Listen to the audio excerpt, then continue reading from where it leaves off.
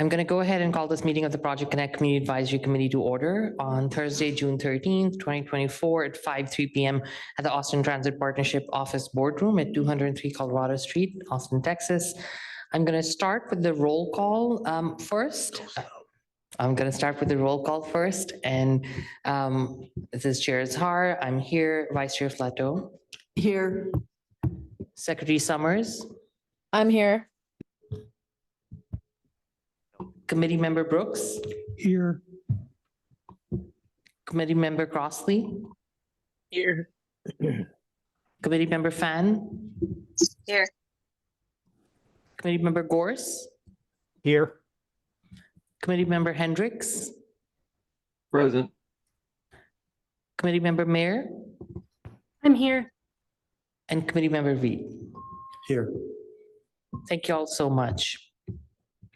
The first thing we have on our agenda is the land acknowledgement. Mr. Lopez, would you be ready to lead us through the land acknowledgement on behalf of the committee? Mr. Lopez, we cannot seem to hear you. Can you hear me now? Yes, we can. Thank you. Excellent. All right, I will read the CAC land acknowledgement right now. To ground yourself before starting this meeting, it's important to talk about the history of this region. Long before it came to be known as Waterloo or Austin, this region has drawn people here for thousands of years, in part because of our waterways and the wealth of natural resources. This region has been home to the Tankawa, the Coateca, as well as the Comanche, Lipan Apache, Sana, Humanos, and many others I may not have named, who were also caretakers of this land. I highlight this history because Native and Indigenous peoples are routinely erased from the conversation, referred to as having disappeared or having been conquered. Native and Indigenous peoples are still here and present in what we now call Austin. The pursuit of white land ownership, profit, and so-called progress has harmed Black, Indigenous, and people of color in this city. The effects of this legacy of settler colonialism, the theft of land, slavery, and genocide are still felt and present with us today. It's vital to keep this history in mind as you do this important work and make a commitment to stop perpetuating the cycle of violence against Black, Indigenous, and people of color. Thank you. Thank you so much, Mr. Lopez. We really appreciate that. We'll go on to public comment. Mr. Banks, do we have anybody signed up for that? Maddie Brett, but I don't see her. Maddie Brett, are you online?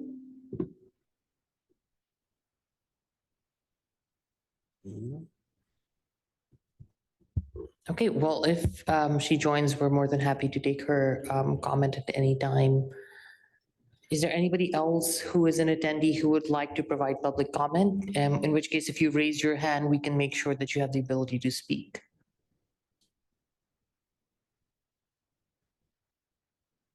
Looks like we do not have any public comment. Thank you.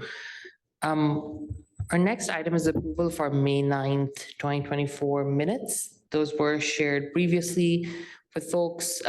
Does anybody have anything they would like to have edited in those minutes or anything changed? If not, is there a motion to approve the minutes? I'll make that motion to approve the minutes from May 9th, 2024. Thank you, Vice Chair Flato. Do we have a second? I'll go ahead and second that. So we have a motion from Vice Chair Flato, seconded by myself, to approve the May 9th, 2024 CSE minutes. Please say yay or raise your hands. Aye. Hi. That passes unanimously. Thank you all very much. So we have two action items on our agenda today. One is the election of our officers. So we are regularly required to hold elections for our officers annually at the first meeting after June 1st. So that would be this meeting. Currently, as folks know, we have 3 seats. We have chair, and I currently serve in that position. We have vice chair, and Ms. Flato serves in that position. We have secretary, in which Ms. Summers serves. First, I want to just open up and see if there were folks who wish to serve for any position, and we can have that conversation. I'm gonna assume that the folks who serve in those now, we're gonna slightly hold you hostage, but if there's other folks who are interested, we would at least love to know.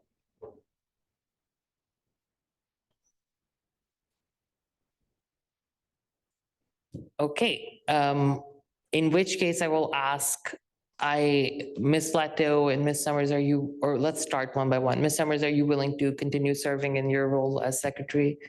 Yes, absolutely. Ms. Flato, are you willing to continue serving? Yes, I am. And I am willing to continue serving as well at this time. So I suppose let's do it as a slate, perhaps. Would somebody like to make a motion to nominate me as chair, Ms. Flato as vice chair, and Ms. Summers as secretary for another? I'll make that motion. Thank Jeremy. you, Mr. Hendricks. Do we have a second on that motion? I'll second that.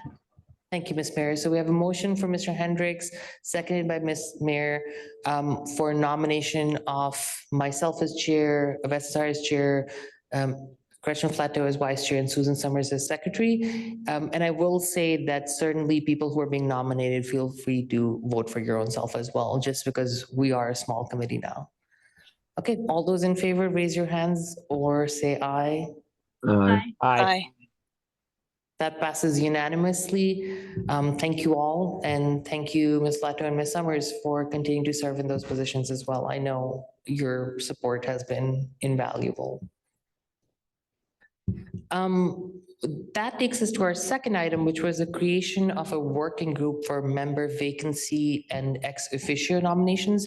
As you all know, Mr. Connolly has moved out of the city, and so he's no longer serving on the Community Advisory Committee. Of course, we thank him very much for his service, but we do need to put in a replacement for him, and there's a procedure for the CAC to come together and make a recommendation to the three nominating bodies, which is the Cap Metro Board, the Austin City Council, and the Austin Transit Partnership Board. And we wanted to create a working group to be able to go through applications and think through who would be a better fit and understand where we have gaps. So that's one thing that that working group would be doing. Another thing that working group would be doing is nominating ex officios. So we have the ability per our bylaws and creation to have two ex officio members who are non-voting members, but provide feedback, support, information that is critical to the work of this body, and we can make that decision. And again, we wanted to put together a working group to be able to see where we think we really need support from folks in our community. So I guess my first question would be, is there anyone who is interested in serving on this working group? Ms. Flato is willing to serve. Mr. Crossley, you're willing to serve. I would like to serve as well. Do we have other folks? Mr. Hendricks, did I see you raise your hand? Or I'm volunteering you. No, I'm not going to do that. Other folks who would like to serve in this capacity? Ms. Summers, would you be open? I'm going to make a request and see if you would be willing to serve with us. I would be open since you requested. Sorry for putting you on the spot. We'll make sure we don't ask a lot of the committee. In which case, I'm going to go ahead and make a motion that we create a working group for member vacancy and ex officio nominations. And the members of this working group, Ms. Mayor, did you want to join as well? I see you're unmuted. Oh, no, I'm good. I'm fine. Thank you. You're ready to vote for this. So we're creating a working group, and nominate to this are Ms. Flato, Mr. Crossley, Ms. Summers, and myself. Committee member Azhar. All those in favor, say aye or raise your hands. Hi. Aye. Aye. Thank you all. That passes unanimously.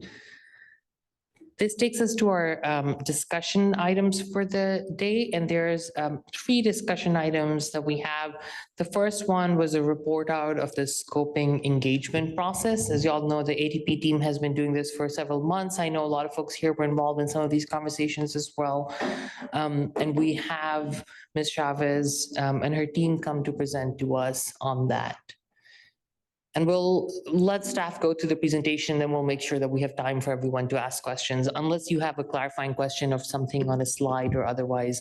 Maybe it's like more substantive questions we can save to the end. Okay, thank you all. And Michelle, you can get started whenever you're ready. All right, great. I'll introduce myself for the record. I am Courtney Chavez, Senior Vice President of Equity and Community Partnership. You want to hand me that? Okay, hold on one second. Thank you. And I'd like my colleague to introduce herself. Hi, Rachel Thomas, Environmental Transit Planner with ATP. All right, so yes, this is a true report out of our engagement, what we did during the scoping period, and then what some of the outcomes were that we heard. You may recall, Giannis, this is not working. Okay, you may recall that our scoping period took place a few months ago. It was January 29th through March 4th. It was a full, I'm not even sure how many weeks that was, but several weeks of conversation around scoping and really getting us ready for the environmental process. During that time frame, we held 6 public meetings, so they were all open house style. One was virtual to allow for a larger audience to come to us and ask questions. And we really designed it so that we could be along the alignment in places where people live and work to make it easier to access our information. In addition, we pushed out a lot of information in other ways. So one was mailers. We sent out over 38,000 mailers to businesses, homes, and addresses along the alignment, as well as social media pushes, going to bus stop outreach and other events where community members were located. At our in-person virtual meetings, we did have over 480 people participate and collected around 758 surveys. So in all, with all of the information shared and from all of the meetings, we had just under 4,000 comments that we were then pushed to analyze and understand from scoping. Next slide.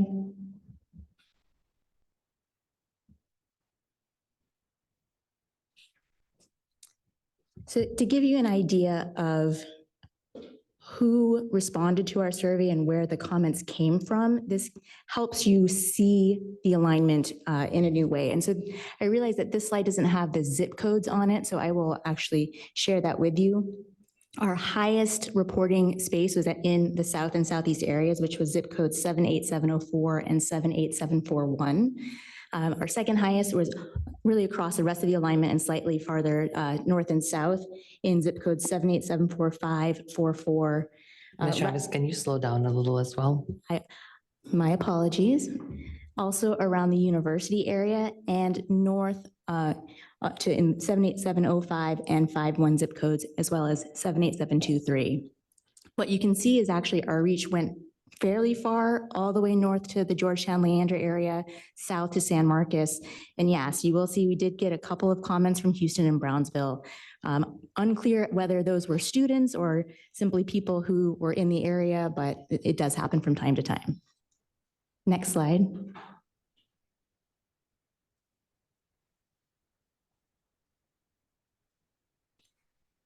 So who did we hear from? One thing we always have to caveat a little bit is that all of our demographic data collection is voluntary. So we do not require it for anyone to participate. And so that means that our data will always be incomplete, essentially, for people who, some people may choose just not to provide it to us. In addition, every time we go out, we use it as a learning opportunity for ourselves of how we can better collect data. So we actually see, and you can probably see 2 areas where we can improve in our data collection. One example is ages of participants, to really break that apart to get a better understanding of who, and so forth from there. What you can see from the demographic breakdown is what you can't see here is actually the trend. So what we're trying to do as we move forward is show trend data of who we've been reaching out to from spring 2023 forward to see if we're actually making progress in certain areas, because in our past engagement, we've reported that we've been under reporting or under reaching the Hispanic Latino community and the Black and African American community. And if that didn't tell me to slow down, I will slow down. So one thing to note from the trends is that we did actually improve in the Hispanic Latino community spaces of who's participating. We remained neutral and with no change in the Black and African American communities, so areas to work on. How we evaluate and what we do for accountability is we do measure it against like the city of Austin's demographics. And so we're moving towards a space where we can actually report that out onto a dashboard so that it's publicly available and you all can see our progress. Other things to note, we did have 11 people who participated who are facing homelessness or unhoused. We were very low in individuals who have children, and so think other areas that we can continue to improve upon. Next slide.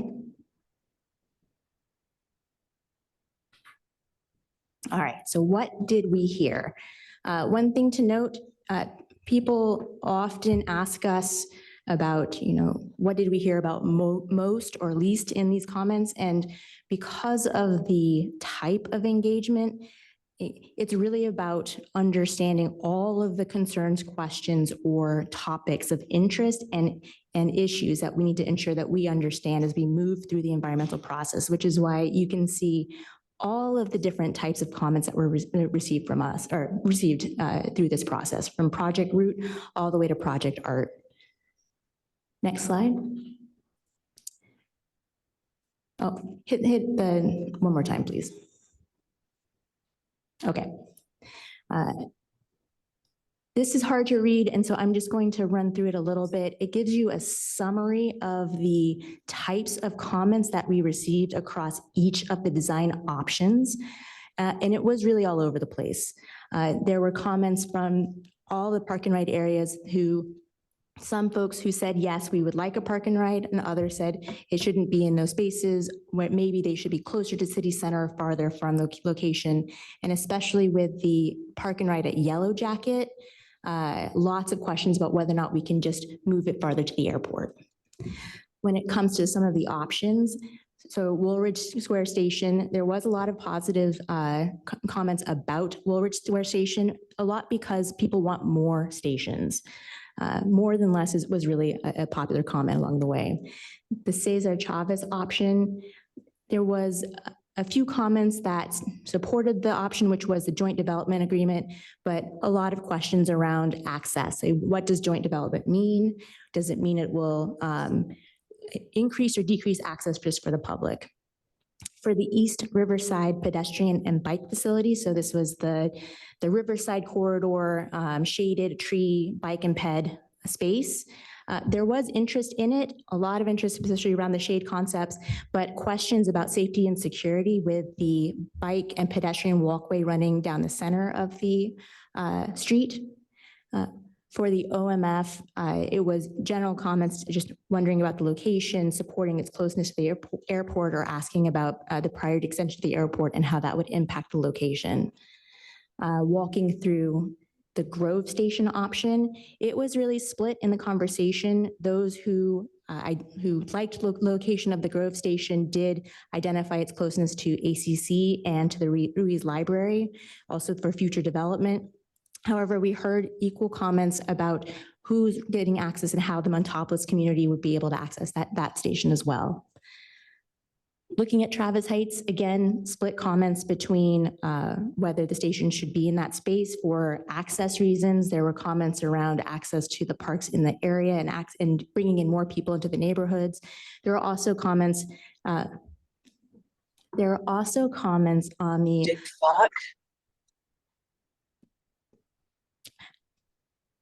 We'll keep moving. Well, there were also comments on the opposite side of removing the station because of maybe speed of the train and ridership questions around that.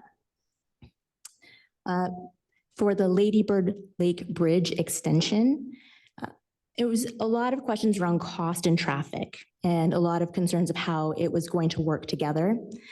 And then finally, the UT station, which is talking through removing cars from the drag area. There's a lot of students who were very positive about it and interested in that pedestrian way. Lots of questions though around where the cars are going to be rerouted to and what that means.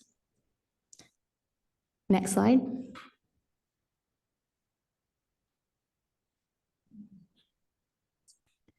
So next steps. So this report was published at the end of last month. Since that time, we've worked very hard to really read, understand, analyze the comments that were received.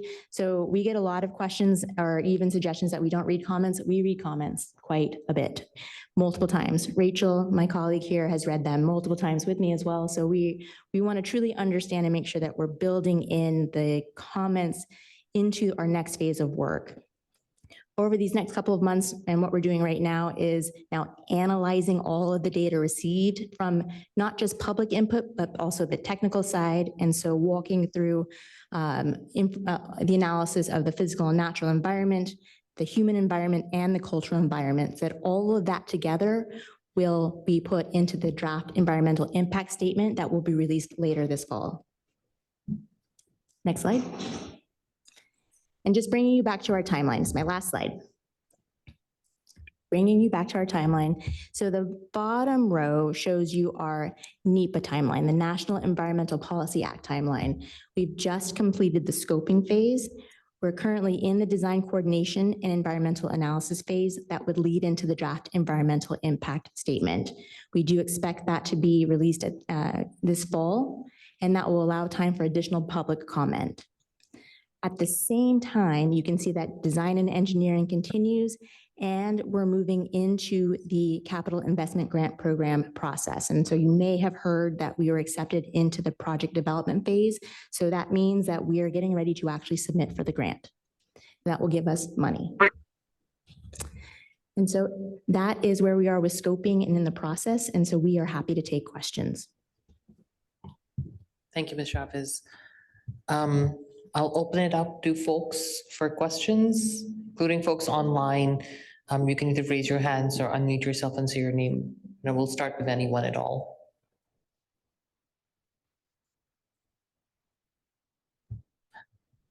Oh, Mr. Crossley, go ahead. Well, I'll go if nobody else does. The whole comment about wanting more stations, that's something I am an advocate for, is having maximizing the number of people and jobs within walking distance of stations. But there are constraints and reasonable blah blah blah. And so my question is, like, is there space in the next year and a half for there to be improvements along those lines, or not, or sort of what next on that desire? So let me make sure I understand the desire for adding even more stations beyond what we're identifying right now. Is that the question? Yes, and I thought that's what you said. One of the comments is people wanting more stations. And so it really comes down to a lot of discussion around cost. I would say the likelihood of more stations than what we're already identifying are not likely in phase one at this point in time, but I also can't say that that is a definite because I don't know what will happen with money and cost breakdowns. And so will design conversations continue? Absolutely. And so there's always going to be a point in time where we can continue and see what's possible. And maybe then sorry if this is dumb, but we could build this beautiful light rail line, and in the future infill stations, it's being done in a way that future stations could be done. Is that true? I'm probably not the best person to answer that. Okay. But we can follow up on that one. That's okay. Thanks. Thank you, Mr. Crossley. Other folks with questions? Mr. Brooks, go ahead. Minor nit. Can we go back and look at the age distribution? Yes. I think you cut it off at 59. So the current age distribution goes to 59. There's also 60 plus and then under Oh, okay. 18. But we actually want to modify the age distribution because 22 to 59 is quite a big range. And Yes, so we recognize that and want to update that. and what confused me is they're not particularly in order. Yes, They're not oldest to youngest or youngest to oldest or whatever. Thank you. absolutely. Other folks with questions? I just had a question. Oh, go ahead. Ms. I noticed that accessibility and mobility issues were kind of fell lower on your ranking. And I was wondering what you are doing to reach those groups, like reach the community of people with disability that might really have some access and accessibility issues.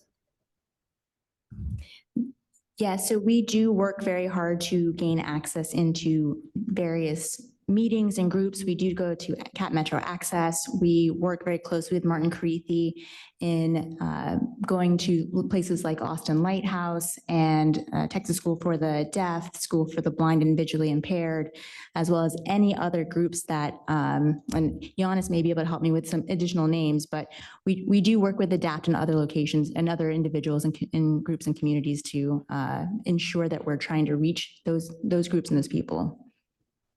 Okay, great. Thank you. Absolutely. Thank you, Ms. Barrett. Ms. Plateau, please. No problem. Yeah, I just had a question about the demographics. So you were saying that you compare particularly, I think, the racial demographics to the city. Do you ever compare any of the demographics to the current Capital Metro ridership? Because I think especially with age, that would be interesting. We haven't yet, but we do want to move towards that. And so that is on the horizon, but I can't give you a timeline of when that will actually come into play. Thank you, Ms. Plateau. Other folks with questions? Go ahead, Mr. Crossley. I kind of thought this was a good point to say that I think the public input on this project has been terrific, and it's an extraordinary amount of building these stories of what this community wants. And so this is maybe a good moment to just note that. And then like it also has taken a long time. And that one of the things people are saying is like, we want the light rail. And so I want to recognize that concern was expressed, like, let's please go ahead with this.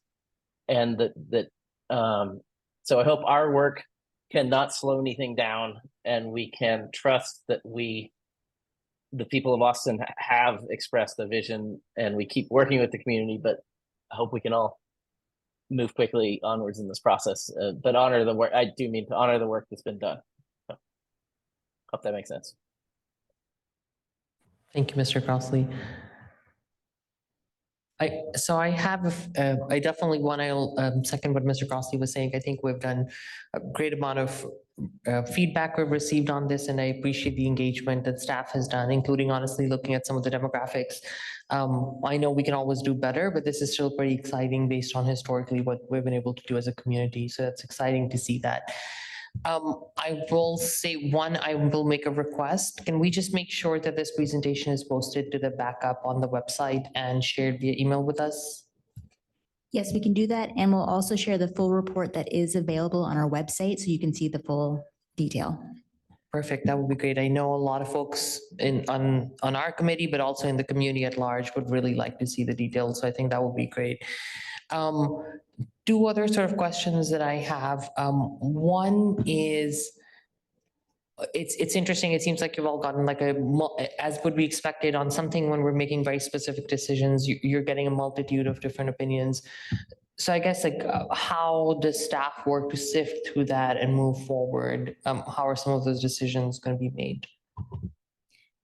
One of the positives is the purpose of scoping means that we're collecting information. So our goal and what Rachel and I have been working towards is ensuring that we understand all the comments that were made, whether they will be responded to in the draft environmental impact statement, because the questions are around very technical topics. What's traffic? What are the things that are going to happen in the space?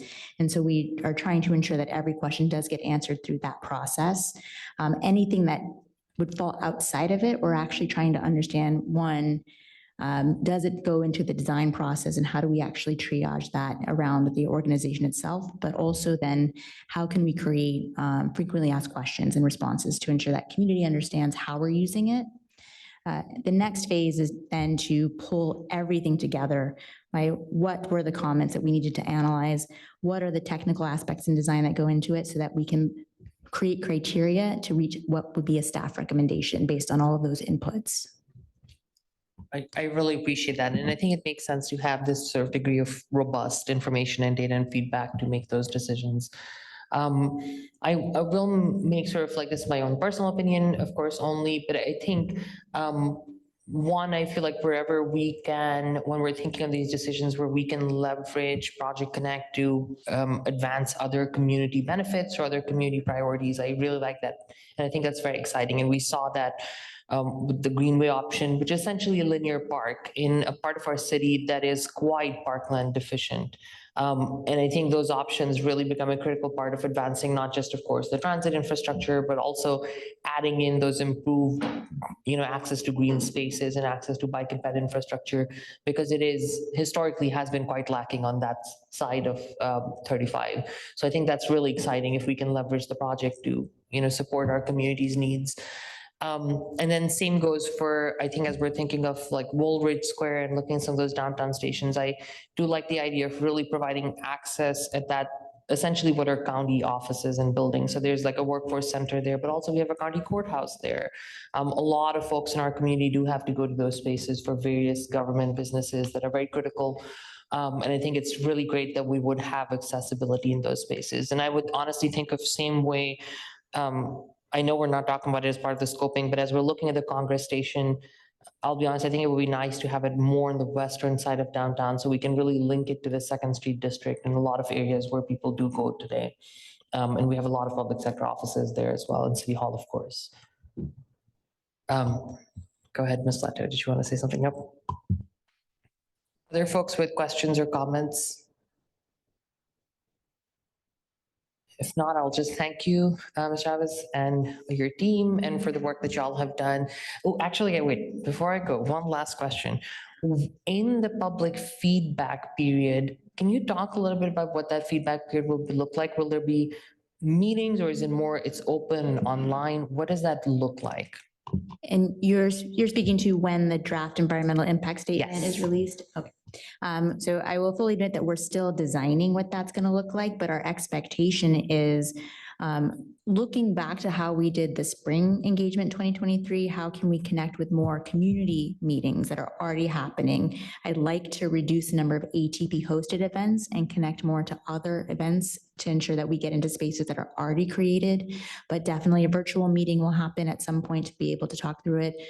We will be required to host an official public hearing as part of the process. That's a requirement under the federal regulatory process. So that will be another option, as well as a virtual open house that we're planning to set up. So there'll be multiple opportunities for engagement in that phase. I really appreciate that. And my hope would be whenever we're doing that, there's perhaps we can look at scheduling for there to be engagement from the CSC in that process as well, whether at one of our meetings or otherwise as well. Thank you, Ms. Chavez. Thank you all. We do have a hand up from an attendee. I'm unsure. Is that somebody who would like to speak to public comment, or I'm unsure how to manage that? Are attendees able to type into the chat, Mr. Banks?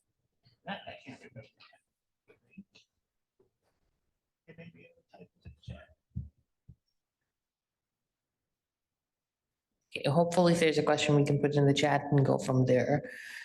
Okay, this moves us to our next, and I do want to say if there are folks who would like to learn more, ask questions, if our staff, that we always have the online, you can go and see options and emails to be able to communicate as well. We'll go to our next discussion item, which is from the auditing team at the Austin Transit Partnership. So we'll welcome them up and hopefully we can go through a conversation with them.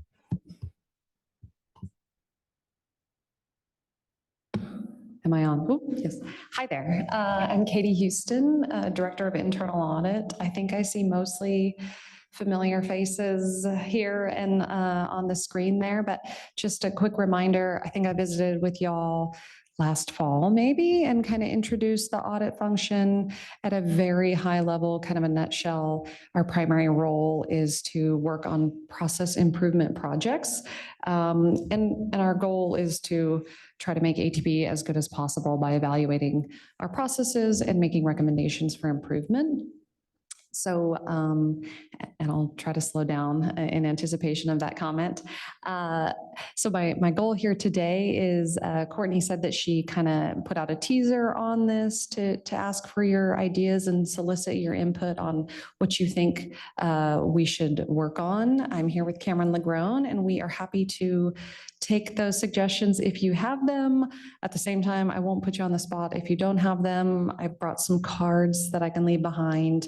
And Yves and Courtney know how to get a hold of me. So if something occurs to y'all after this meeting or at a later date, really at any time throughout the year, we are very open to hearing your feedback and getting your insights, either on specific project ideas you have. It's also really helpful if you have a specific aspect of ATP that you think is going really well. That feedback really helps us kind of know how to prioritize our resources. So I'll maybe defer to you, Yves. Do we want to just open the floor on that now? Yes, and before we do, I would love to hear from you if you could share two questions before we open it up to everybody. One is, can you talk a little bit about the kind of things like what is within the scope and what we could be looking at? And I know there were certain things that were already covered in the previous year, and also is there a plan for things in the upcoming year as well that is coming from the audit team and staff side as well? Excellent questions all around. The first question in terms of scope, it's really anything that ATP does, we can look at. So that, of course, would be the project itself, maybe how we're interacting with our partners at Cap Metro and the city, certainly any of the administrative components of our organization. You know, we have, like all organizations, finance functions, IT, procurement, you know, sort of your standard administrative functions that help us get our work done. We can also look at governance issues, maybe related to the board or how well we support y'all in this committee and the work that you do, our communications with the public, impacted businesses. It's really all fair game. So any suggestions you have, we're open to those. In terms of your second question, kind of what have we looked at already and what's kind of in the queue? We've looked at public information requests, the JPA, the Joint Powers Agreement, which is sort of the authoritative agreement that guides kind of all that we do. I know y'all know that already. We also have looked at some HR functions, mainly around recruiting and retention, contract monitoring, how we oversee kind of the work of all the third-party entities that help us get our work done. We have currently some work underway relating to language access and how well we are communicating to really all Austinites and sharing not just project information, but soliciting input from the public on what they want to see from Austin Light Rail in this program. That's probably the bulk of what we've covered or already have underway at this time. I really appreciate that.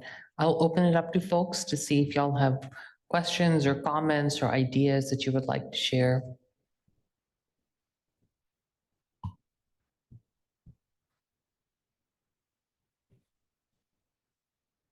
I will start by saying, I think one thing that I think we were mentioning this in the previous presentation. I think the organization has done a pretty good job at engaging with the community and soliciting feedback on very specific issues and actually trying to expand that net to get more people. I think one space that I would be interested to see how the organization is doing is how do we do on just sort of the pure communication piece, right? So there's soliciting information on specific things, but how are we sharing what the organization is doing and what Project Connect is, what the first light rail alignment is with the community at large? It's something I think we see a lot in our work. I'm sure my committee members feel the same way. I know I've had these conversations with some of you. As we go out into the community, there's some folks who know a lot and have been engaged, some folks who are a little engaged and know. And there's a vast majority of people who do not even know what Project Connect is. They've never heard the name. And so I think it's how do we sort of tell our community the larger story of what we're trying to do, I think is something that I would like for us to learn a little more about as well. I don't know if folks have anything to add or if you have any sort of thought on that as well.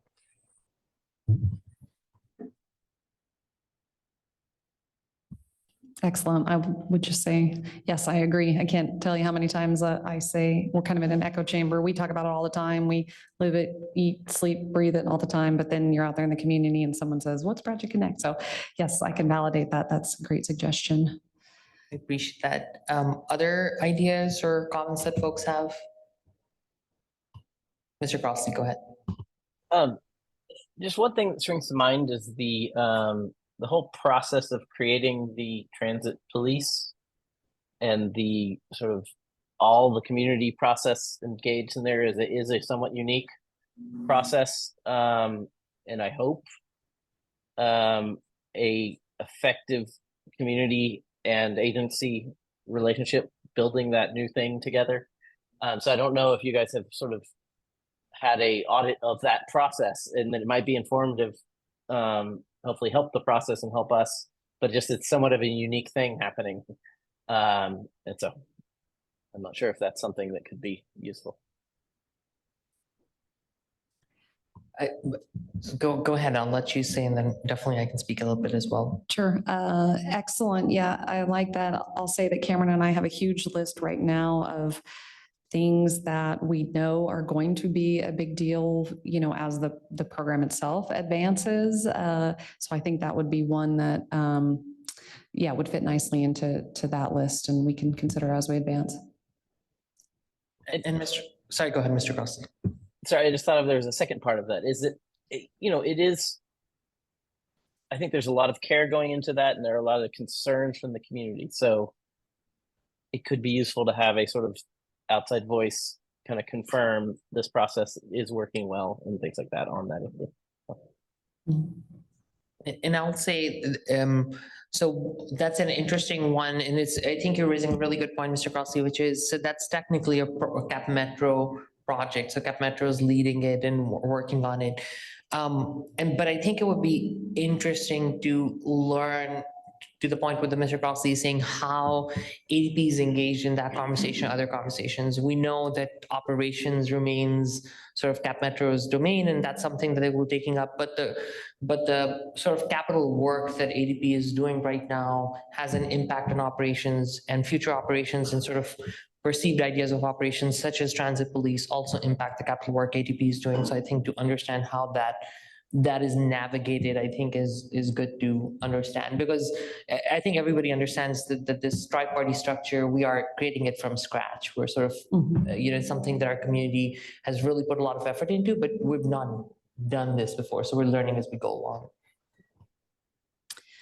Definitely. I'll add there, last year when we worked on that audit of the joint powers agreement, we had a recommendation kind of broadly related to how ATP gets information from our partners and, you know, sort of discusses that at high levels, and basically keeping our partners apprised of what we're doing and having, you know, our partners keep us apprised of what they're doing. So we have kind of a recommendation in the works already that we intend to follow up on and kind of see what efforts have been done there. And I think the transit police initiative would fit nicely into that. So we have a couple different ways we can approach it. Appreciate that. Do we have other questions or comments? Go ahead, Ms. Lato. Just kind of following up on that, because I actually was surprised on that. Can you really look at Capital Metro issues, or is I thought you were limited to ATP? We make our recommendations to ATP management, but I think that specific recommendation speaks to what ATP is doing to get that information from our partners and to share our information with our partners. So I guess I would say kind of the primary accountability would still fall on ATP. But given we're part of the tri-parties, there's some overlap in how we kind of work with our partners and they work with us. Mhm. And I would add to that, I think also how ADP is coordinating with the city as well. I know we're, working on the capital works and utilities and all sorts of things, but I'm breaking my head, and partially because I've been so involved with that. And I know this committee has been so involved with looking at how some of those land use processes around transit-oriented development and other things, those are really critical work as well. Like I'll give an example. When we were first looking at the first light rail alignment, and there was a conversation of having at grade alignment on Guadalupe going north and south, of course, there was a conversation like at what point does ADP really inform the city's transportation department to say we should not have new driveways or on-ramps for parking garages on Guadalupe, even during the sort of intervening period. So how do we, I guess I'm trying to understand, how are those sort of land use and future development considerations that are the domain of the city, how is that work happening as well? So I think it's in that tri-party, it's a complex thing of how those relationships work with each other.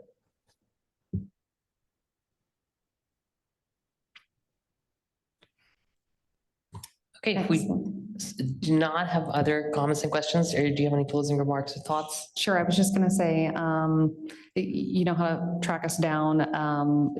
Certainly don't think of this as you have to have a perfect kind of audit project carved out in your minds. If it's just a snippet of something that you're not even fully sure how that could be a project, that's also helpful to us as well. So we'll take all your feedback. Thank you for allowing us to speak today. Of course, no, thank you so much. And Ms. Chavez and Mr. Banks, if what we can do is we can share with the committee via email as well and connect them to make sure they have contact information. Thank you all so much. I do want to go back to, we had a question from our attendees on looking at, did not, in the previous presentation, did not see a proposal for expansion on the northern side of Austin. There's a lot of growth, but minimal transit, and what are the plans for this? I know, Ms. Chavez, did you want to respond to that? And I can certainly respond to that piece as well. Can you put that question back up? This one likes me better. So the scoping report itself was definitely based on the phase one alignment that ended north at 38th Street. However, there are priority extensions still in discussion, and one of them is north to Crestview. You wouldn't hear that in this scoping report because of the topics, but we are still considering how do we get farther north, how do we get to the airport as our two priority extensions. And in addition, additional conversations will start to happen with CAC Metro for the bus underlying service as well. So those are conversations that we'll continue to have into the future. Thank you so much, Ms. Chavez. Really appreciate that. Our next item is the updated displacement risk area dashboard conversation. I know we have folks from the City of Austin Displacement Prevention Team. Mr. Ado, did you want to lead us? I also want to acknowledge and thank Ms. Nefertiti Jackman for being present as well, who of course leads the Displacement Prevention Office of the City of Austin.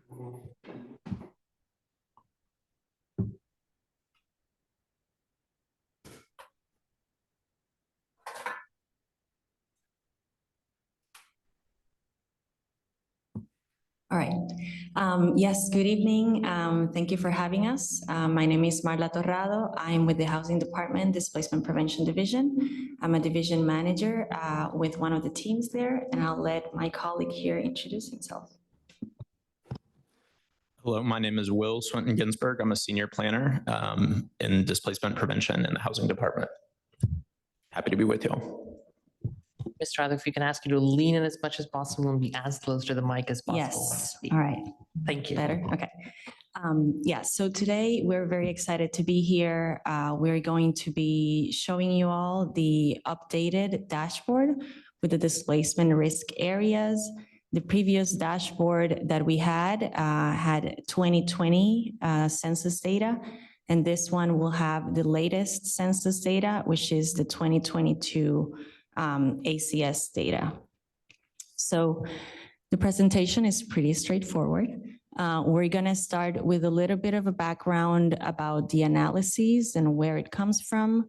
We're going to dive into the findings, what are some of our next steps with this information, and then we'll definitely open it up for questions.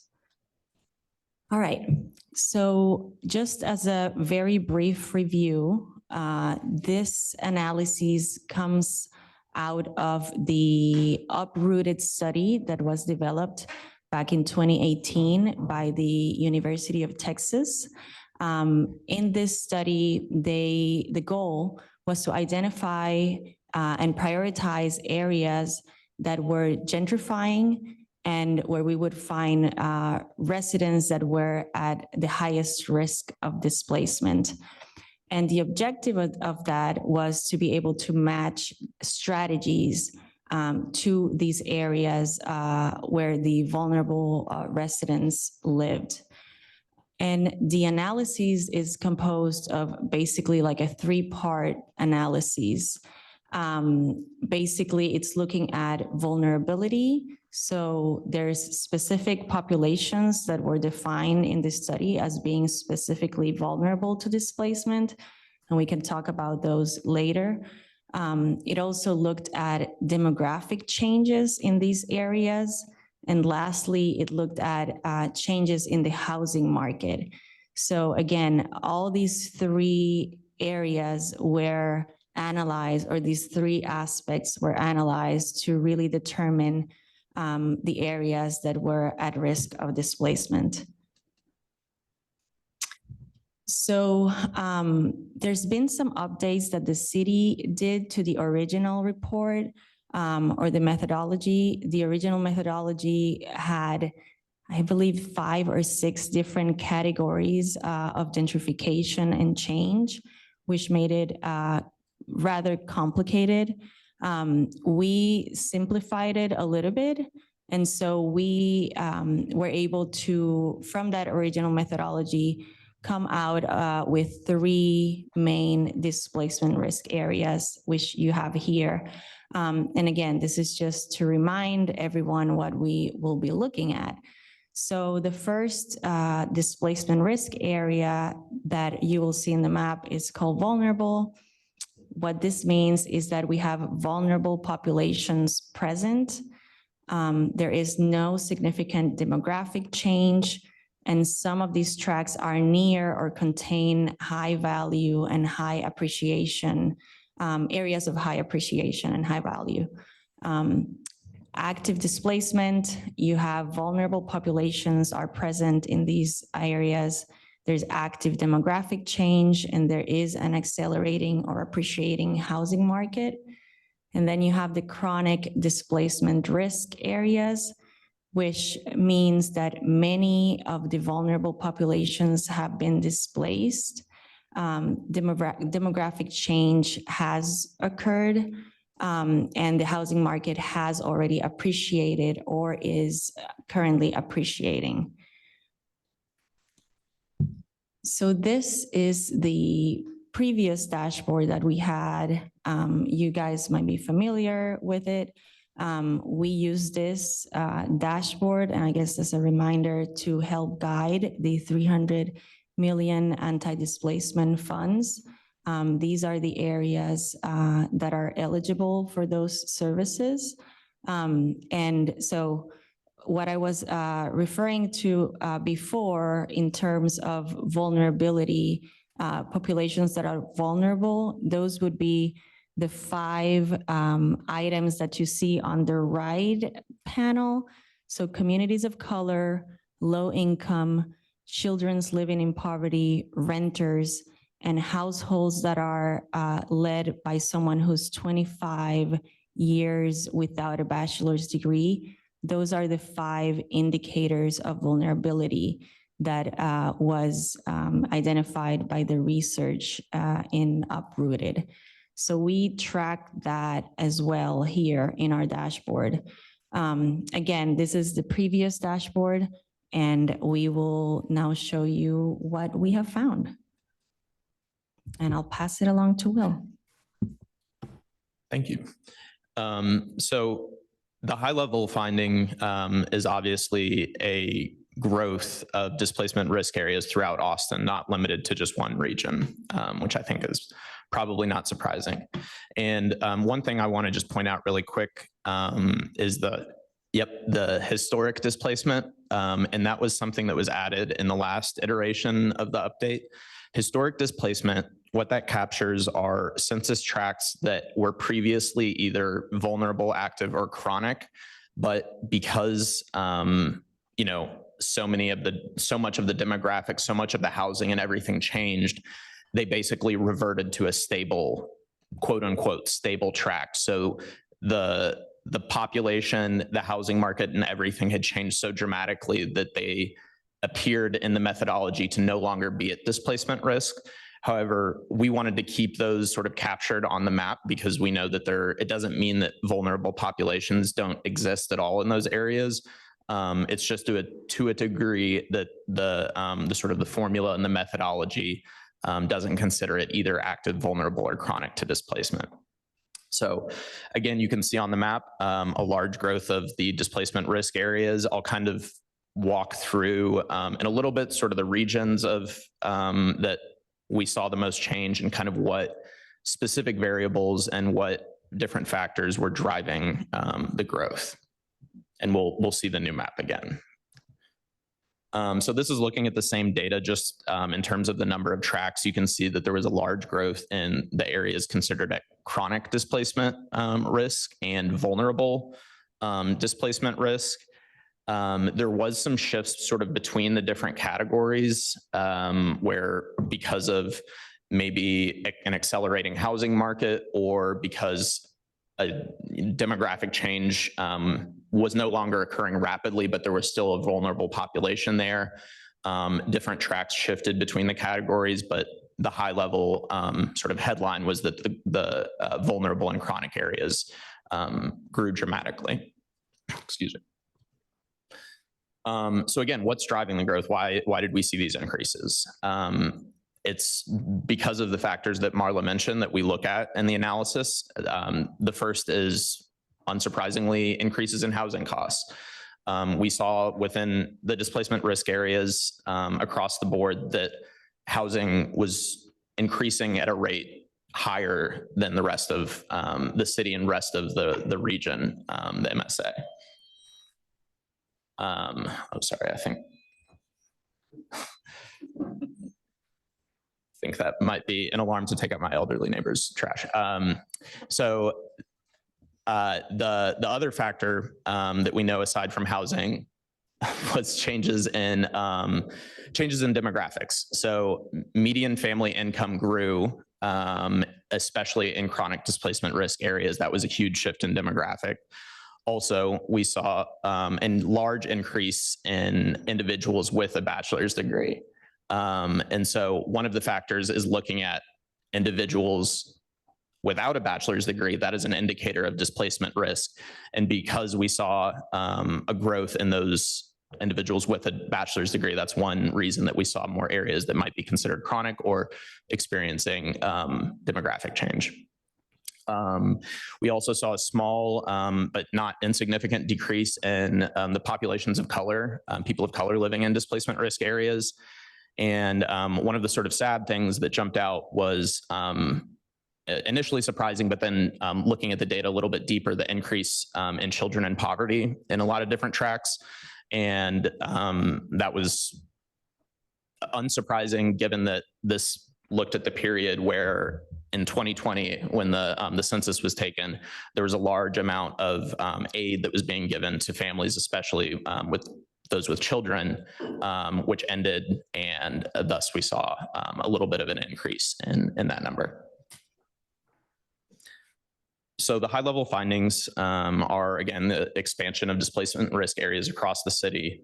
And when you think back at the map, which we'll look at again, those were concentrated, the new areas were concentrated in the northern, eastern, and southern outskirts of the city.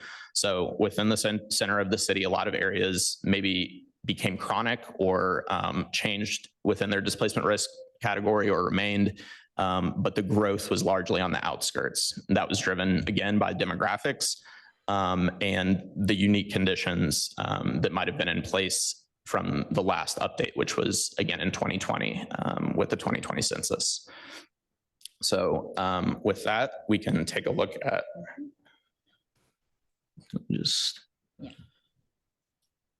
the updated dashboard, which is not. I need to change the. Oh, we have to reshare, I think. Yeah, let me reshare the screen.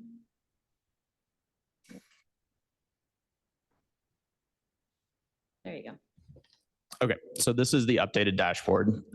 There is an increase of roughly a little over 100,000 individuals living in displacement risk areas. And one thing that I want to emphasize in relation to the top line numbers is that population of 456,000 living in displacement risk areas, and this is now looking at within 1 mile of Project Connect line. So the first map we looked at was the entire city. This dashboard is only designed to show the areas in relation to Project Connect, but that does not necessarily mean that 456,000 individuals are at risk to displacement. That is just the total population who are living in displacement risk areas. So it's measuring the scale across the city, but not necessarily saying that all of those individuals that, nearly 500,000 would be necessarily at risk.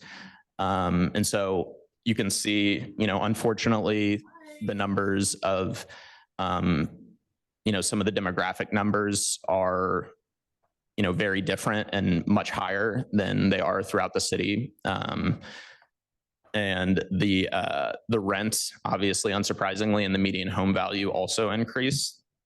And I think you all have access to this now, but feel free to go in and explore. You can filter things to look at specific geographies, council districts, or just look at specific risk areas.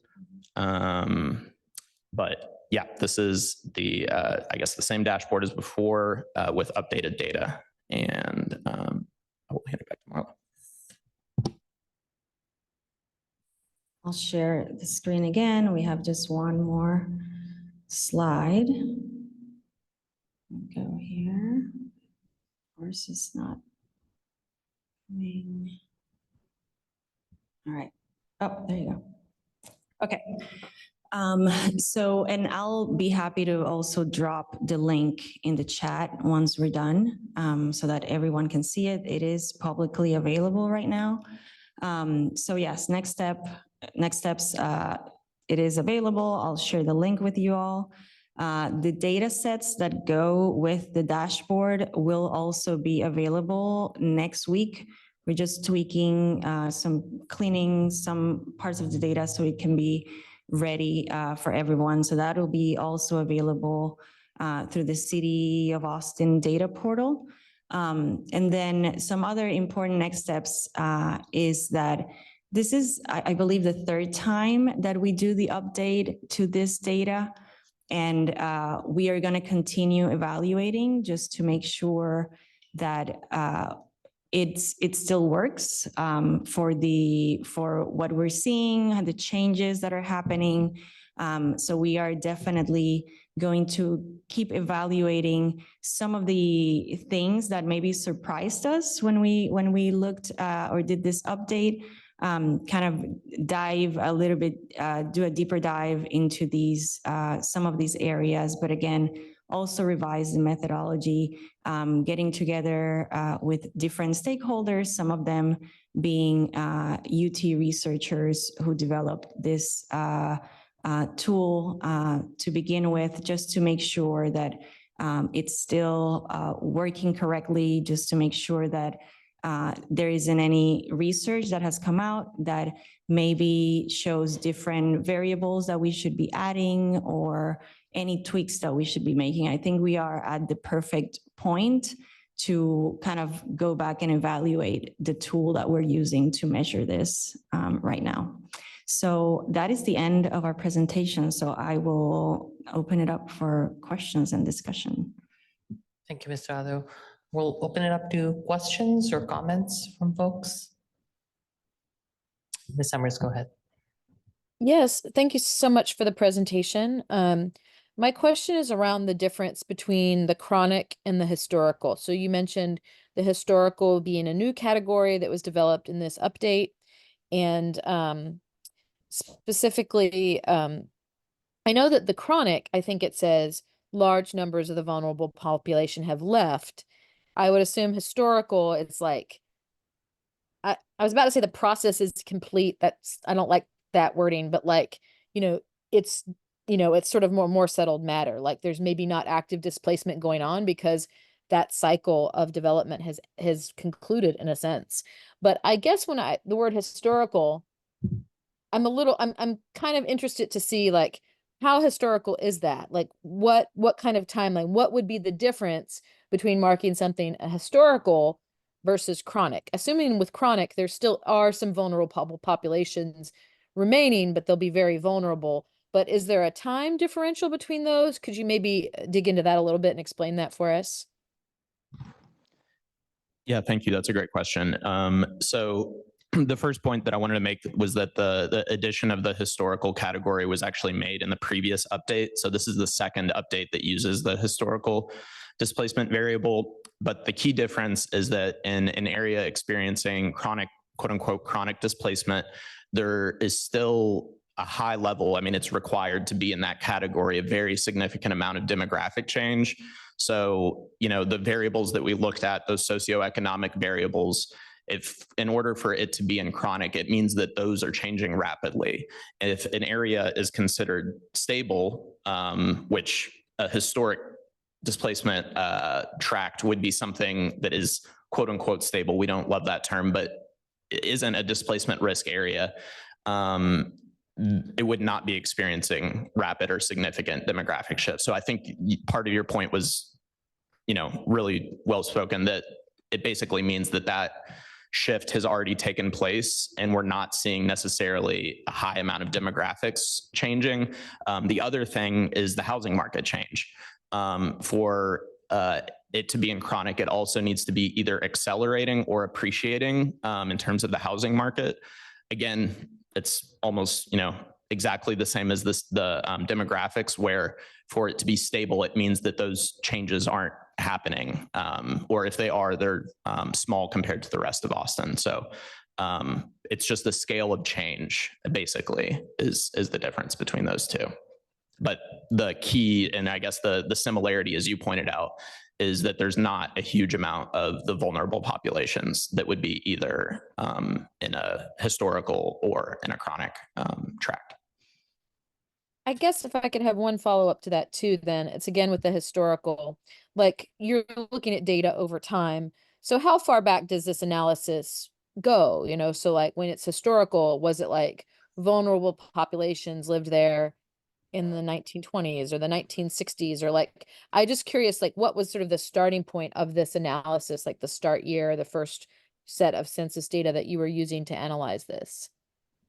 That's a great question. And so I'll answer it sort of, the historical category is only looking at areas that were labeled a displacement risk tract in some version of the displacement sort of risk updates that have taken place. So I think 2018 was the first one. So if it's in the historical category, that means that it was considered a displacement risk tract either in 2018 or in one of the subsequent updates. It would not look back further.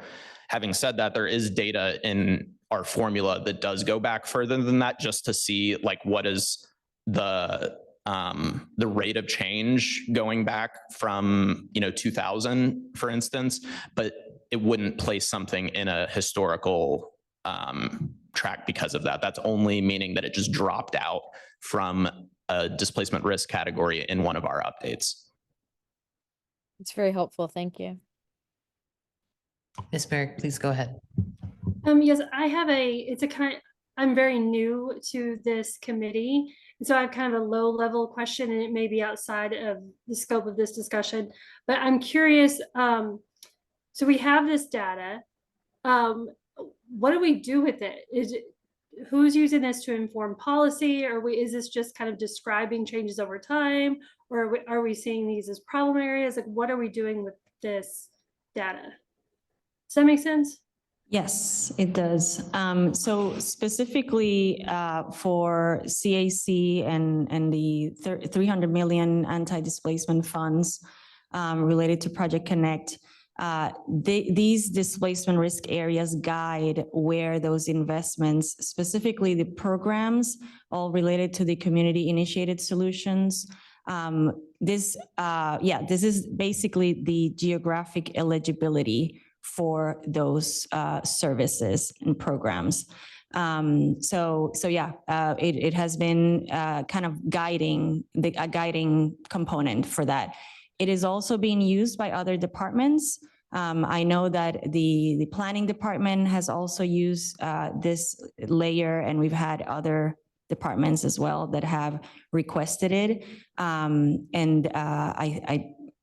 don't want to speak for them and regarding how they use it, but I know this layer is used throughout the city. But for the CAC, it is to help guide the anti-displacement funds. Okay, great. Thank you. Thank you, Ms. Brooks. Go ahead. Looks like you continue to use census tract as your granularity of analysis.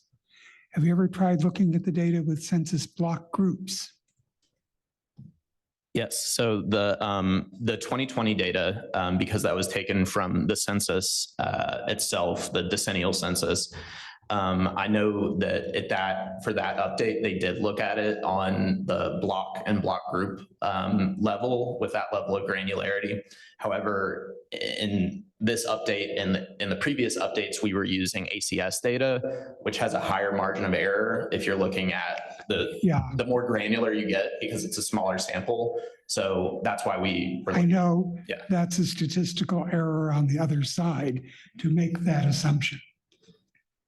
It isn't a valid assumption that census tract data is always more accurate than census block group data. If you know anything at all about the census block group, then you can no longer say that one level of data is more accurate than the other, even though one has more individuals in the sample. So, but in any case, for accurate or inaccurate, it lines up very much with people's street knowledge of those areas. And I would strongly suggest that you at least make some maps for internal use and maybe even begin to show them to the public. I know you must have had questions about a large area being called vulnerable, and yet you knew that that area was really 3 areas and only 2 of them were vulnerable. And you couldn't say that because you were using an inappropriate data granularity. So let me urge that you consider in the future looking at the finer granularity data. Mr. Crossley? Yeah, thanks. And thanks for sharing this, y'all. I guess I have sort of 2 different comments. And one is, my hope with equitable transit-oriented development, and I believe a significant amount of city and Cap Metro and ATP policy is expecting a lot more people, that doubling the amount of people who live within walking distance of this light rail system that we're building, if not tripling or quadrupling. And I hope we have policies so that the people who are there today aren't forced out, but while we also add more people. And so it's just interesting to think about the data and the analytical regime and like how we interpret this, because I think it's extremely valuable. And so I don't know that it's a negative comment, it's sort of what you do with it. But there could be, it could be in the future we're doing this right, and low-income people are able to stay in their neighborhood while higher-income people come to that neighborhood, and that's good. And so, like, I hope the system, as we progress, the system can measure that, can measure success. And the other comment was just Marla said something about talking to sort of the academics and reevaluating, and I would love to get to be part of discussions like that. And part of my point is I've been part of some discussions, and I know old critiques of the original uprooted report methodology, but those critiques, those things maybe have already been fixed, and I don't know. And so I'd prefer, if there's opportunities, I would love to go sit and listen to people go deep, so that I'm, as opposed to like asking a question as if I'm just a critic at the end saying, did you do this right or something? I don't know. So if there's opportunities, I would love to be part of discussions and learn more. Thank you. Other folks with questions or comments? I'll go ahead and ask them, and if folks feel free to jump in. So I guess one thing I would like to see is what is the source of the rent and sales data? If we can, what is the source of the sales data and the rent data? It's also from ACS. So all of the data, or all of the variables, have been consistent through each progression, and I could give you the exact like ACS variable code for that, for all of the variables we use. But yeah, it's the median home value and gross rent, median gross rent. I appreciate that. And from a data accessibility perspective, it makes perfect sense, because that, of course, is the most readily available data that exists. And this is a question of resources, but I think it would be worthwhile at some point to test how that looks with other pieces of data. You know, having worked with the data, the census rent and sales data is, in my opinion, quite not dependable. It's not as robust and good as other forms of data that come from the census. And certainly there's other sources. Now, of course, there's a real challenge, to your point. If you're building sort of a time series over time, then it becomes variable because we're using different data sources. But I think particularly, I feel like if there was a resource, it would be interesting to see how those two compare against each other. I agree. That's one thing that we've had several conversations about that exact topic, that we have access, and there is available data, real estate, or for those, at least for those two metrics that are available. However, there's a number of sort of confounding issues, which is that you could conceivably be looking at real-time real estate data, and then ACS data for all of the other variables that are a snapshot that ended, a year and a half ago. So it's measuring two different things, but combining that data together. I still agree, and I think that that's like at the top of our list of things that we want to discuss with, the folks that came up with this original methodology, but also to kind of think outside the box. And if there's, ways that we could be, even if it's not necessarily changing the exact variables that are using this, that we're using in this, to at least use that more up-to-date real estate data in our work and to inform our policies. I appreciate that. And Ms. Summers, just one follow-up question, and we'll go to you, which is, are we usually looking at percent change when we're looking at those sort of demographic factors? Are we looking at where change occurred, or is there a threshold if you go above that you're counted? So I'm gonna have to get a little bit into the weeds to answer your question. So the way the methodology works is that it uses the Z-score for these different variables. And for everybody who hasn't had a graduate level stats class, Z-score is basically looking at what this variable, in this case, the housing price, is in relation to the rest of the metro. So it's not necessarily saying, it is asking how much it grew, but it's not that simple. It's also asking how much it grew in relation to how much was it growing in the rest of the MSA. So it's sort of combining those two pieces to calculate that. That's helpful. Thank you. Ms. Summers, go ahead. Yeah, so my question is, I guess what the immediate policy impacts of these map updates would be. So, as Ms. Torado noted a little while ago, the community initiated solutions are addressing displacement in the Project Connect 1 mile area. And so some of these, in fact, quite a number of those programs of the community initiated solutions are things like maybe they're making cash grants to help people with rent or families that are in risk of displacement, that kind of thing. So is that dynamic? So now that we have these map updates, if one of the community initiated solution organization gets an application from a family that is in an area that's newly added to this map, they would now qualify to receive that funding like now that the update has been made? Yeah, we're currently working with our team that handles all the CIS programs. But that would be the idea, that as we continue to do these updates and there's new areas that could receive services and as part of these programs, that then, yeah, they would be able to participate. Mr. Gorse.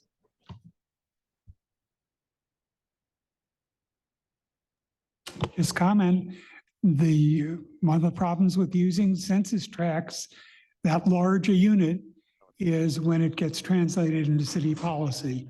And you may be missing some people who are badly in need because their average census tract doesn't show that they're in need, where if you went one level deeper, you'd see that part of that area was very much in need. Appreciate that. Thank you. Mr. Gorse, please go ahead.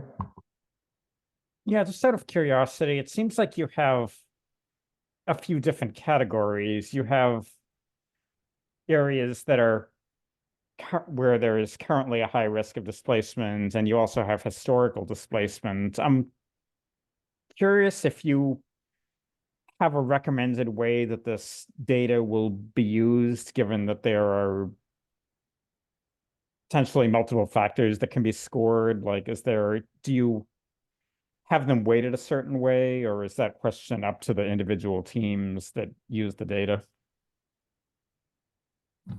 You mean the three different categories, that the vulnerable, active, and chronic? Right, yeah. Yeah, right now we're using, all of them are displacement risk areas in terms as it relates to the community initiated solutions. Those programs will serve anyone who live within any of those areas. But the idea in the future is also to be able to have specific potentially programs that are appropriate for each of those stages based on what the characteristics that we know are happening in those areas. So again, at the moment, we know that people who live in any of those areas are more vulnerable to displacement. So anyone who live in those, we're keeping track to make sure, and this is something you'll be able to see in the dashboard, also in the spending dashboard. We're keeping track of where the folks that we're serving under the community initiated solutions, where do they live in terms of those three displacement risk areas. But at the moment, we are serving all of those areas just the same. Yeah.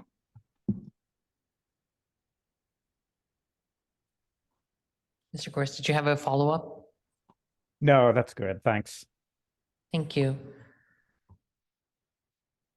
So I have a few more. I'll go ahead and folks, please feel free to jump in.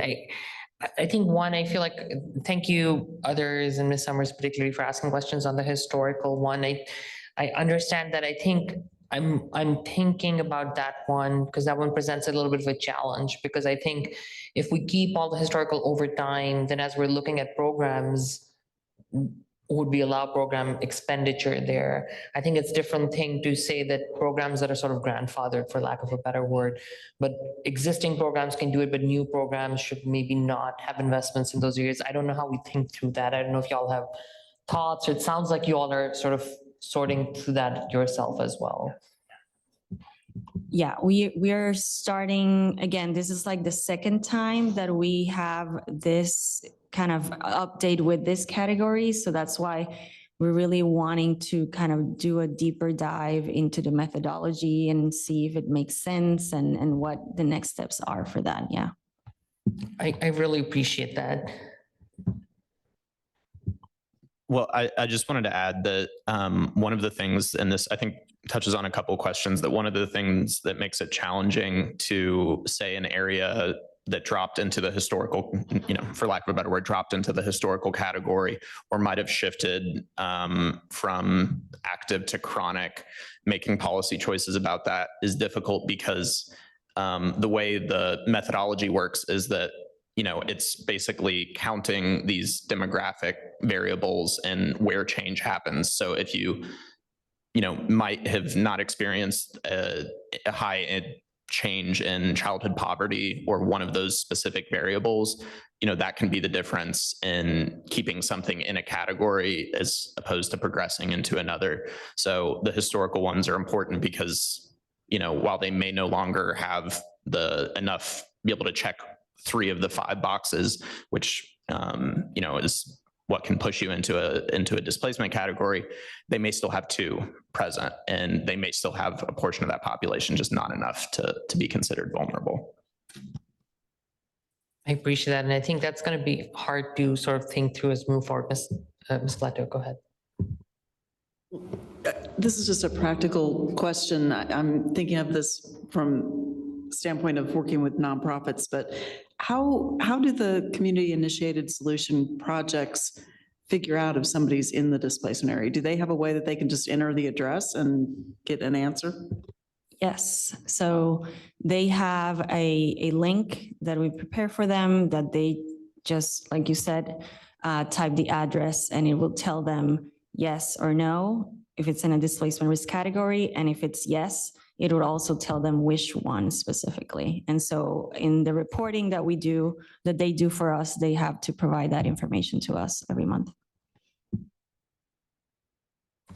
Mr. Crosby, before you go ahead, I was just going to say one last thing on the historical, which is I know that the ETOT team and in the ETOT policy plan, we also use the phrase historical exclusion. So they use the historical exclusion. So I would just, as we move forward, think about how do we align the way departments are sort of categorizing and thinking about that, because I can see that causing some confusion. And in other bodies, we have heard some feedback from folks that don't particularly appreciate the use of the phrase historical exclusion. So just pointing that out.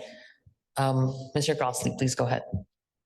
Okay, great. Thank you. It's sort of building upon what you're asking about. When the anti-displacement funds are used, they are available to be used in these specific places based on this analysis.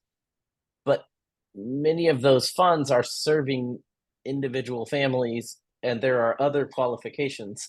And the individual family, there's needs-based qualifications. And so my whole point being, if there's a neighborhood that has become historical, and there are still people there who are vulnerable, but maybe not as many, I would still want those people to be eligible. And maybe that's fine because there are other qualifications. And so basically I'm thinking through a rationale why it would still be okay to serve those areas. But then if there are programs that are more targeted to neighborhood change, or say buying buildings or putting in buildings, it might be different. But it seems maybe it's okay to err on the side of still serving people on the individual service programs. Thank you, Mr. Crossley. And this is just more of a request, if we could in the framework split it by light rail and bus rapid, I think that would be great. I know on this body at the last time we were looking at the anti-displacement funds, there was a lot of conversation and consideration of looking at sort of the tiers of the project, right? So there's the light rail, there's a rapid commuter rail and so on. I would be really curious to see if we could sort of think along those lines as well, so we can split the commuter rail aspects and the light rail aspects and the bus rapid aspects, just because I think it would be great to be able to toggle between them as we're making those decisions and thinking. I know it would have been really helpful when we were doing that work to be able to have done that.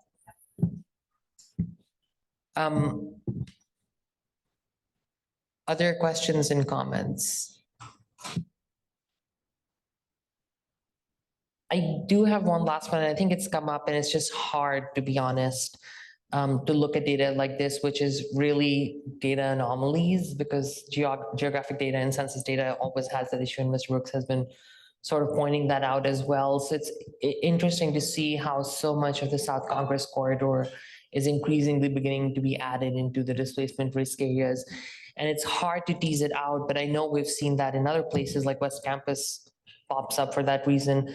That with large student populations, there's actually a significant amount of students of color often. I know West Campus remains one of the most diverse parts of our city. And also a large number of people who are below poverty, because technically, and at the same time, a lot of our programs are not meant to serve students. Students are not even eligible for some of our affordable housing programs.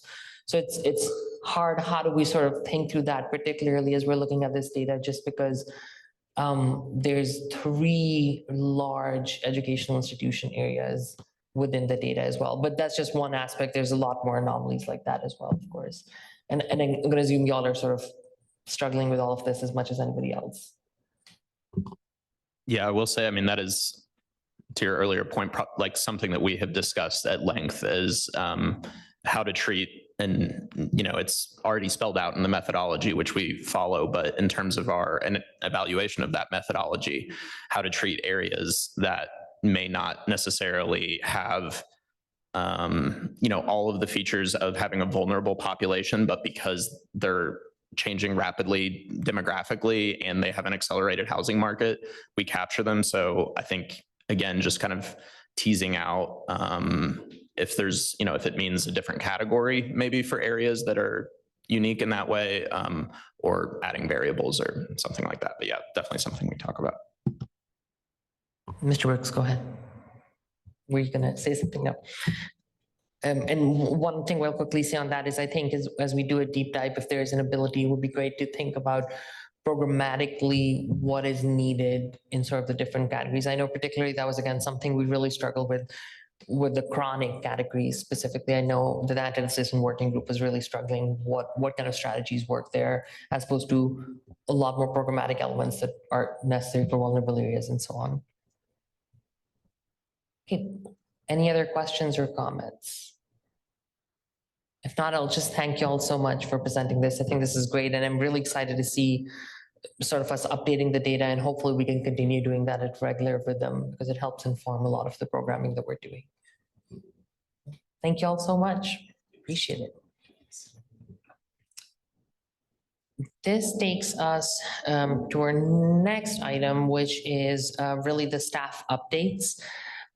As we go into staff updates, I will just make a quick comment, and then we can maybe even hand it over to Ms. Ortiz. So if folks know and appreciate, Ms. Edna Parra had long worked with this committee and served as the manager for community engagement and involvement at CAP Metro. She is starting a new position, still staying in our community and doing the amazing work that she does and continuing with that. I just wanted to acknowledge that. I know she had reached out to all the CAC members, and I just publicly want to thank Ms. Parra for her commitment to CAP Metro, to the work that she did with this committee, for supporting us for so many years and really engaging in a lot of different conversations and making sure that community voices were highlighted in the work. So I just wanted to thank her for that. Mr. Ortiz, do you have any other CAP Metro updates? We'll sort of open it up to you first. Thank you for mentioning that for Edna, because she definitely is going to go on and do amazing work at Central Health, but is going to miss everyone here. So thank you for that. The update from CAP Metro is the CAP Metro Police Department has recently received authorization from the Texas Commission of Law Enforcement, TCOL, to continue in the process of creating a new police agency to receive just the full authorization. Cap Metro will continue to submit materials to TCOOL, and the Transit Police Administrator, Eric Robbins, will go through the steps necessary to receive the Transit Police Chief title. Just wanted to thank everyone here for your dedication and involvement, because this milestone was possible thanks to a lot of involvement from the CAC Public Safety Work Group, Cap Metro's Public Safety Advisory Committee, and its subcommittees and just community members. So thank y'all, and that is our update. If you have any questions? Thank you, Ms. Ortiz. Ms. Chavez, do we have ATP updates?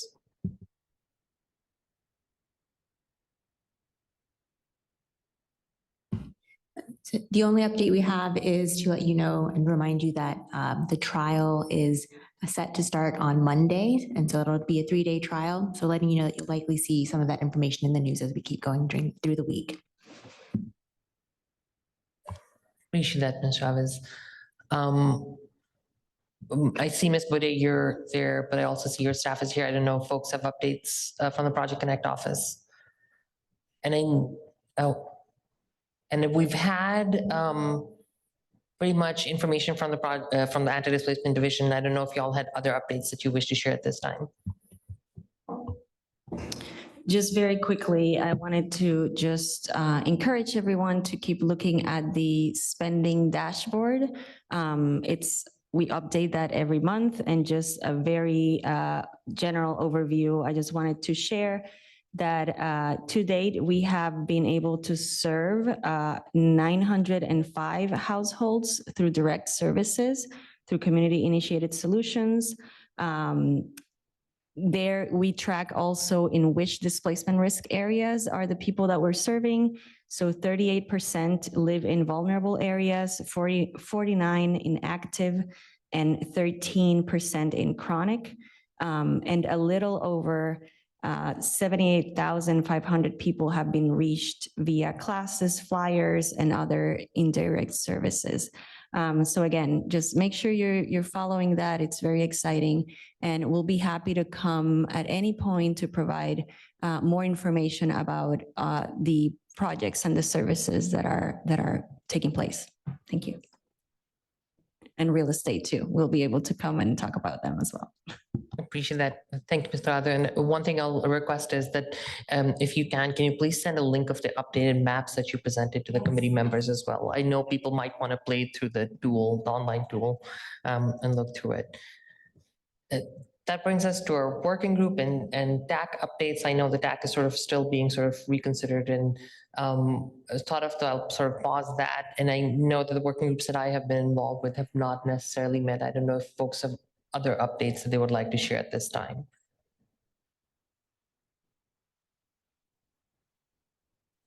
Okay, well, that takes us to future meetings and agenda items. Do we have any requests for future agenda items? And as you all know, we're still working through a number of sort of previous items and moving through them, but just wanted to check in with y'all.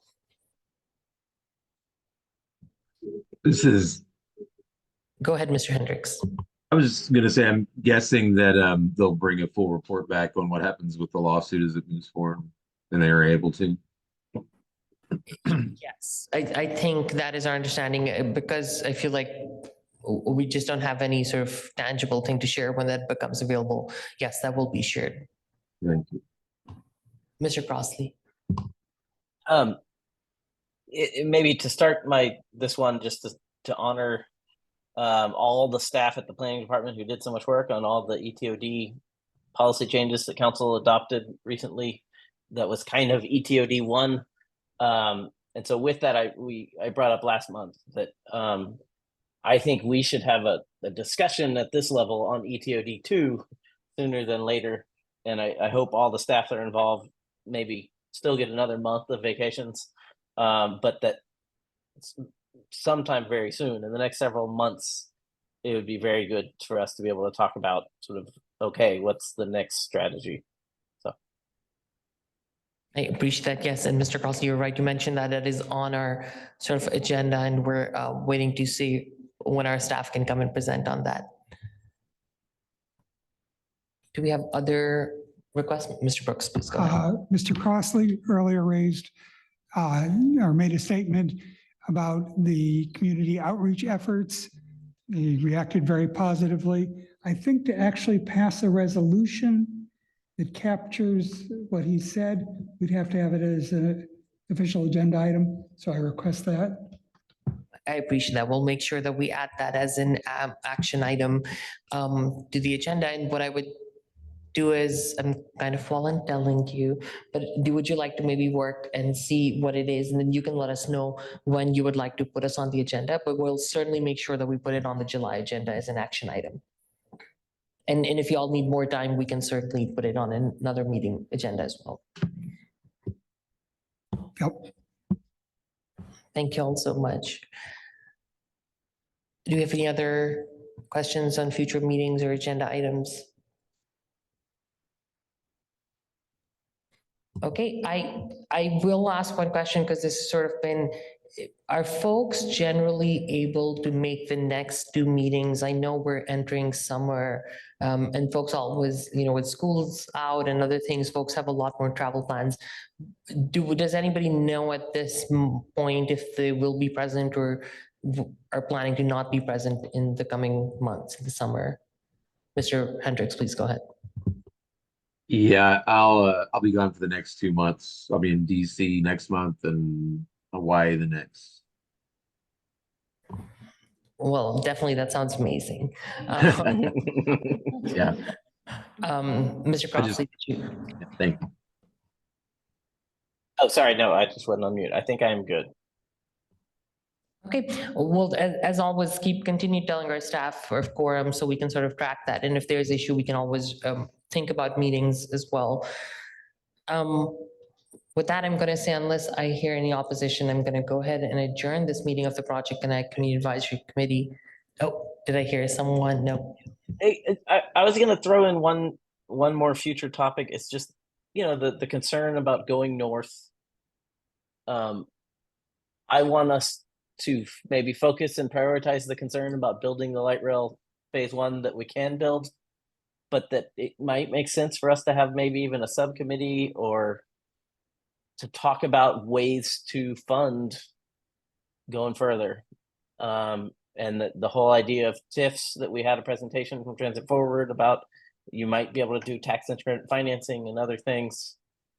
I'm not sure what's right there, but I would love if we could get ahead of, the idea that it'd be great if there's a phase 2 as soon as possible, kind of thing.